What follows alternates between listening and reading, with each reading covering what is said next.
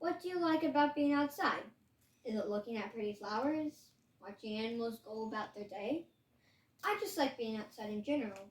Hiking, biking, and play are fun, but they're even better when you have nature around you.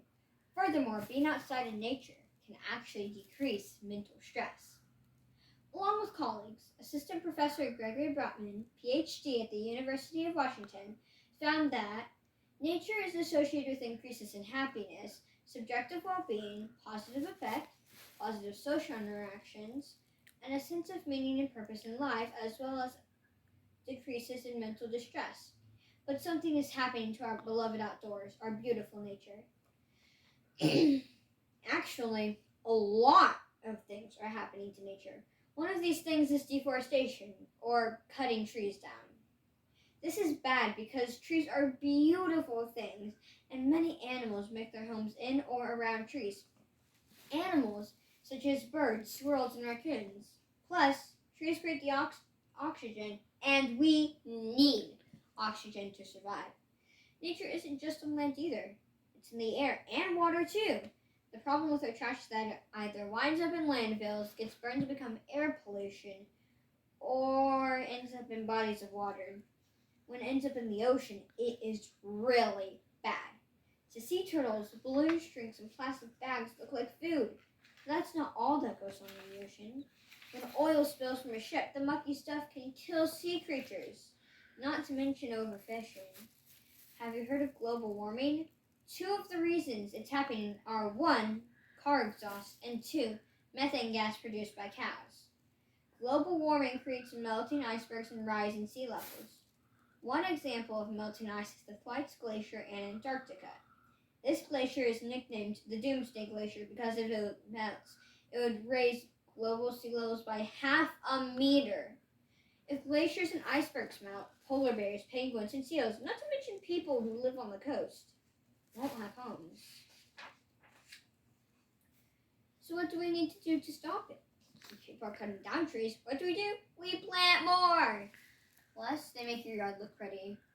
If you want to help with ocean pollution, then reduce the amount of waste you create. Reuse things over and over again. Repair things that can be fixed if they're broken. And recycle things if you can. Just throw them away. To help out with global warming, start taking public transport. Ride a bike. Walk to places you can walk to. All of these things reduce the amount of car exhaust in the air. Another thing you can do, eat less beef. The more beef you eat, the higher the demand is for it. The more demand for it, the more cows they raise. The more cows they raise, the more methane gas is produced. The more methane gas that's produced, the more heat is trapped in the atmosphere.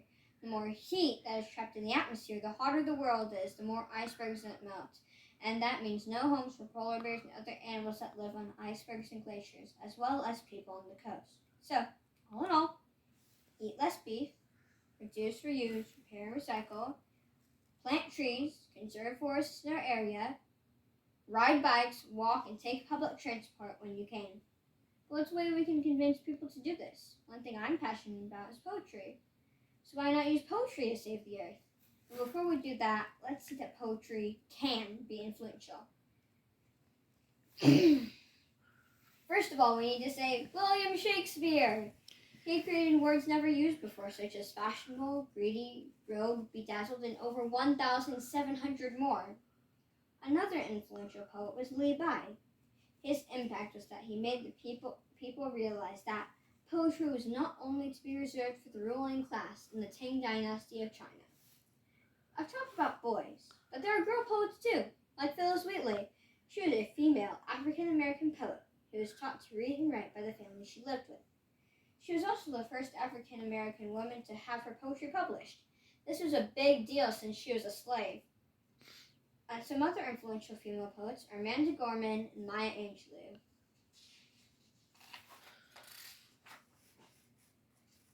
Now, all of those influential poets were adults, but kids can change the world as well.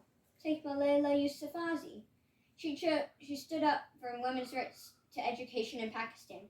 Don't forget Greta Thunberg. She's a climate change activist, leading protests and making speeches. Do you know Louis Braille? At age 16, he created the Braille system to help the blind read.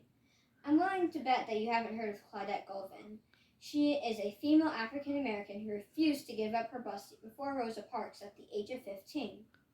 If all of these kids can make a difference, why could I? Why could I not? So, for my project, I decided to use poetry to save the earth. I wrote 10 poems, and so I'm going to read you 4 of the 10 poems that I wrote. I categorized them into 3 sections. I have poems of emotion, which uses emotion to let people realize that they need to save the earth. I have poems of awe and wonder, which let people they express the beauty of nature, so it helps people realize nature is beautiful and that they should protect it. And then I have poems with solutions, which are poems that have solutions to the problems of nature being destroyed. And so I titled my book of poems Light in the Darkness, and so I named it after one of the poems I'm going to read to you. And so my Light in the Darkness is a poem of awe and wonder. So here we go. I stand there like a wolf, bathed by the moon, head tipped back. Soft rays fall, turning a green valley, silver, each leaf reflecting light like a mirror. Inky blackness may swallow me up, and it may feel like I'm drowning, but there's always a light and a way. For look, the light from the stars finds a way through. Tiny specks, yes, but light can be more powerful than most may think. Cicadas and crickets, frogs and katydids blend together their voices in a sound more beautiful and calming than the choir sings to the night sky. And then my next poem is also a poem of wonder, and I titled it Masterpiece. The lowering sun sends long shadows scampering through the trees, washing the land in its delicate light. God's paintbrush has dashed the sky, soft yellows and bright oranges, distinct lavenders and deep reds, making a stunning backdrop for the sinking star.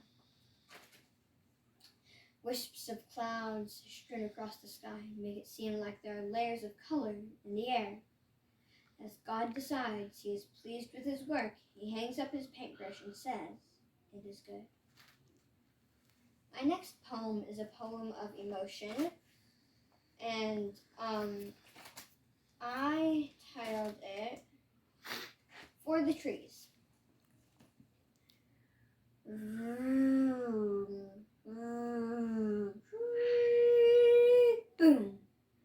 Another one goes down.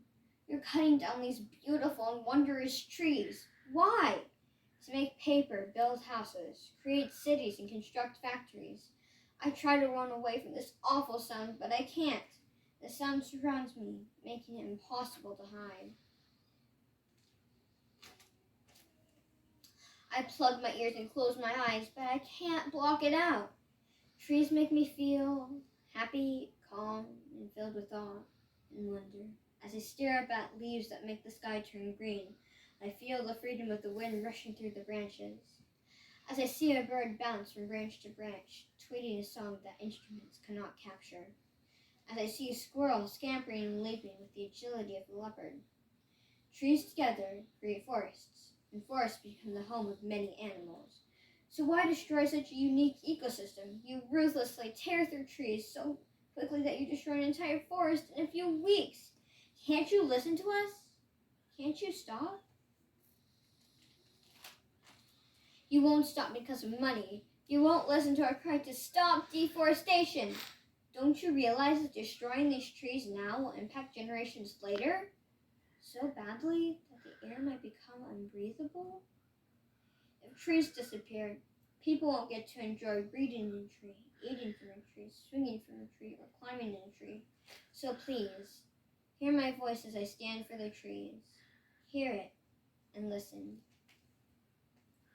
And so my last poem is a poem with solutions. And so I titled it Champions of the High Sea. A desperate cry has risen from the ocean's murky depths. Oil turns the seas to a blacky, starless night. The kind where monsters lurk and nightmares seem to be real sight. Animals that wash ashore covered in the dark, sticky muck are quickly carried off, victims of the sludgy liquid poison. Soda rings wrap around a struggling seagull, a turtle trying to survive a balloon stuck inside of him. The pleas for help sound louder now. But suddenly, with paper for shields and pens for swords, our heroes save the day. Women and men and leaders of different countries unified to protect the high seas. A treaty with a noble name, the High Seas Treaty, becomes a wall between the clouds of fish that swim, the beautiful coral reefs, the gentle lapping of waves on shore, the majesty of the oceans, and overfishing, undersea mining, trash pollution, and oil spills. But now, there's a bright-looking future for the high sea. Now, the ocean has hope. And so, those were my 4 poems that I wrote for my GT Pursuit of Passion project.